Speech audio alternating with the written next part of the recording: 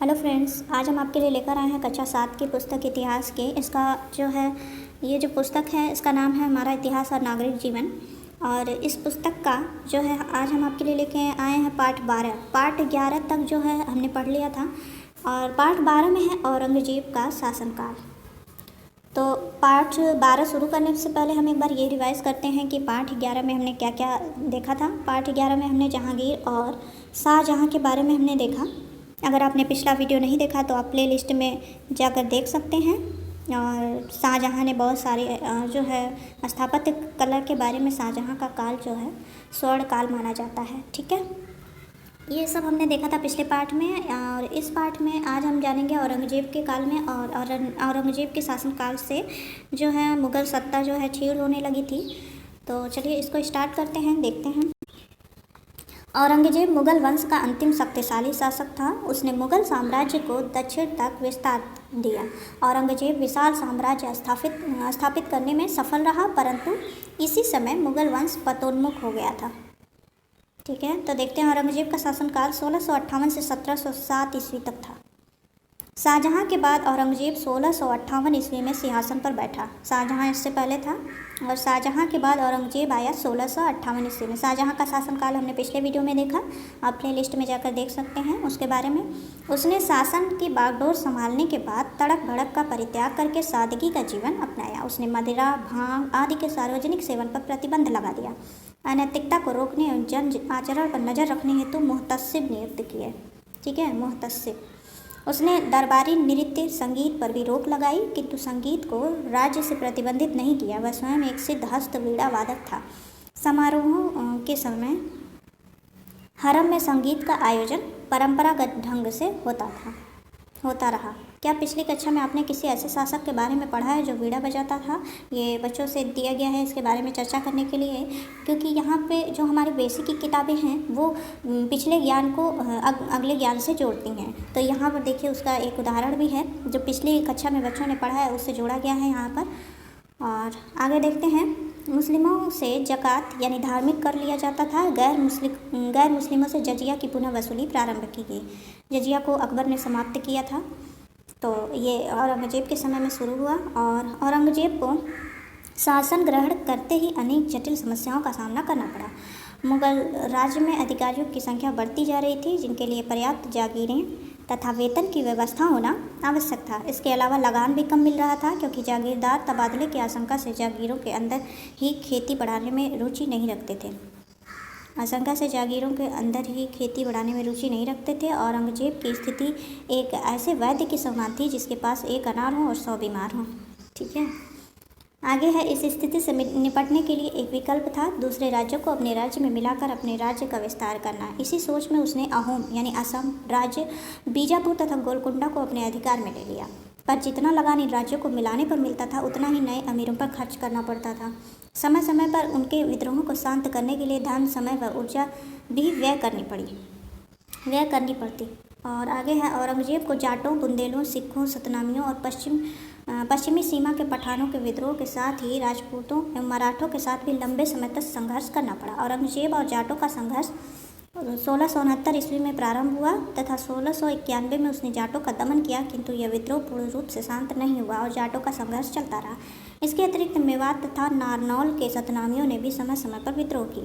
आगे है, यहाँ देखिए औरंगजेब के साम्राज्य को जो है इसका साम्राज्य यहाँ तक था फैला हुआ, इसको दर्शाया गया है। ये जो हरा हरा है इसको जो है ये सब औरंगजेब के अंडर में आता था और ये सब भी था, परंतु ये थोड़ा थोड़ा जो है आज़ाद हो गए थे।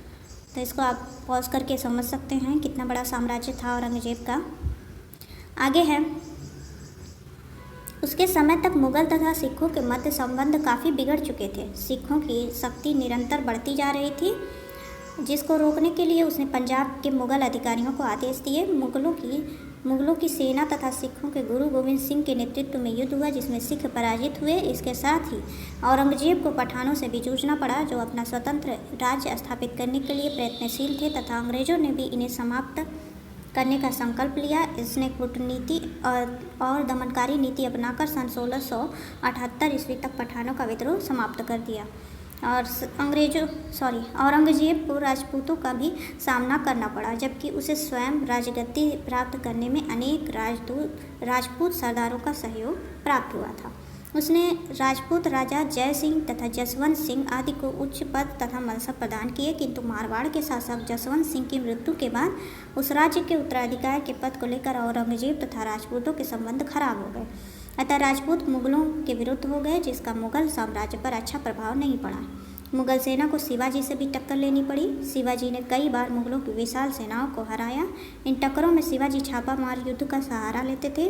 पुर्तगालियों तथा अंग्रेजों ने भी औरंगजेब के समक्ष समस्याएं उत्पन्न की।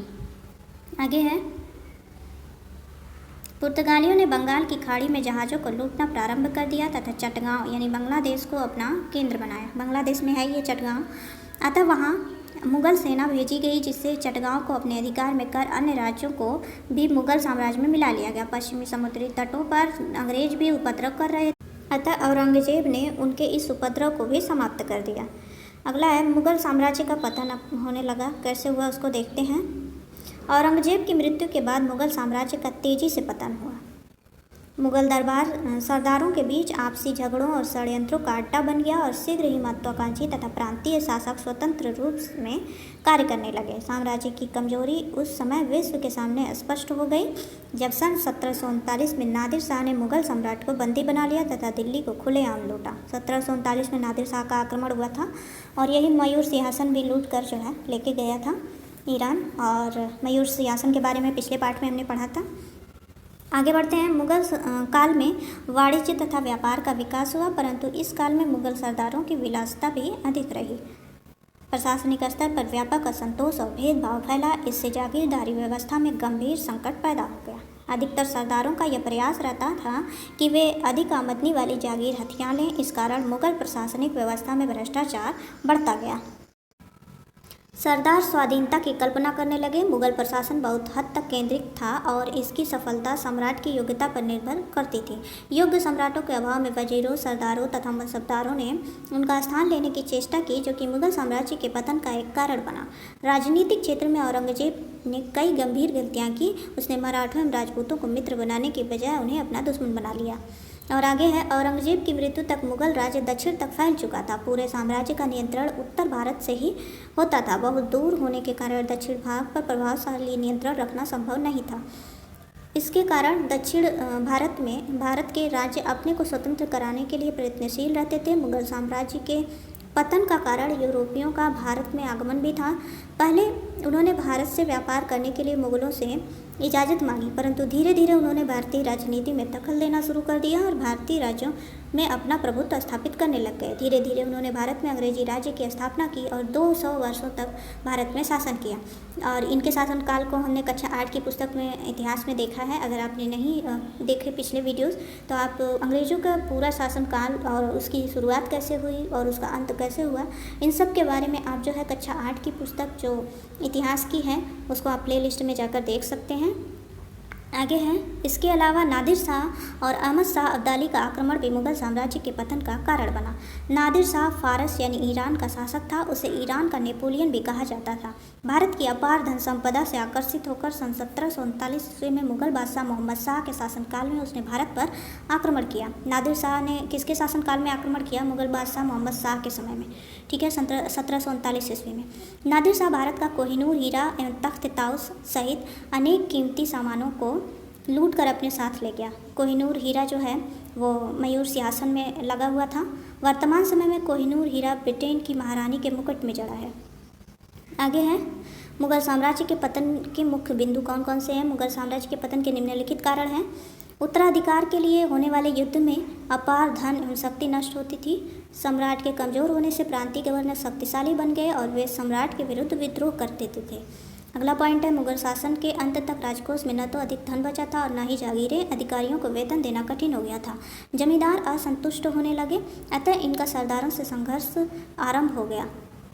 मुगलों का जीवन उच्च कोटि के शान शौकत में व्यतीत होता था। इसके लिए वे काफ़ी धन व्यय करते थे। इससे उनका सामाजिक और चारित्रिक पतन हो गया। इन सब कारणों से 18वीं सदी में मुगल साम्राज्य का पतन हो गया। तो ये थे कुछ कारण मुगलों के पतन के। और भी जानिए, देखते हैं क्या है इसमें। औरंगजेब ने अपने शासन के 50 वर्षों में से लगभग आधा समय दक्षिण के युद्धों में व्यतीत किया। औरंगजेब ने शासन संभालते ही जनता पर से लगभग 80 करोड़ को हटा लिया था। औरंगजेब ने मुगल सिक्कों पर से कलमा लिखा जाना बंद करवा दिया। तो ये थे कुछ पॉइंट आगे हैं। ये देखिए औरंगजेब के शासनकाल को दर्शाया गया है यहाँ पर समय रेखा उसकी। ये शब्दावली कुछ दी गई है। कलमा अल्लाह एक और मोहम्मद उसके रसूल हैं। और नौरोज़ वर्ष का पहला दिन पारसियों का नौरोज़ कहलाता है। हरम यह महल का वह हिस्सा होता था जहाँ रानियाँ रहती थीं, ठीक है। और फरमान शासन द्वारा जारी किया गया आदेश जो है मुग़ल द्वारा जो जारी किया जाता था उसको जो है फरमान कहते थे। यहाँ देखिए मुग़ल वंश को एक तालिका के रूप में दर्शाया गया है। बाबर आया सबसे पहले संस्थापक था मुग़ल वंश का। 1526 से 1530 ईस्वी तक ये था। 1526 ईस्वी में पानीपत की लड़ाई इब्राहिम लोदी और बाबर के बीच हुई और फिर बाबर ने जो है वहाँ जीत हासिल की और मुग़ल साम्राज्य की स्थापना की, ठीक है। फिर आया हुमायूं जो है ये 1530 से 1540 ईस्वी तक था, ठीक है। और 1555 से 1556 ईस्वी तक, ये 1530 से 40 तक था। फिर बीच में शेरशाह सूरी ने इसे हरा के जो है भेज दिया, फिर ये फारस चला गया। फिर वापस आया 1555 से 1556 ईस्वी में तक ये था, फिर इसकी मृत्यु हो गई, ठीक है। और यहाँ पर देखिए 1555 से 1556 ईस्वी तक। फिर आया अकबर का शासनकाल, ठीक है। अकबर आया 1556 से 1605 ईस्वी में और पानीपत की द्वितीय लड़ाई अकबर और हेमू के बीच में हुई थी।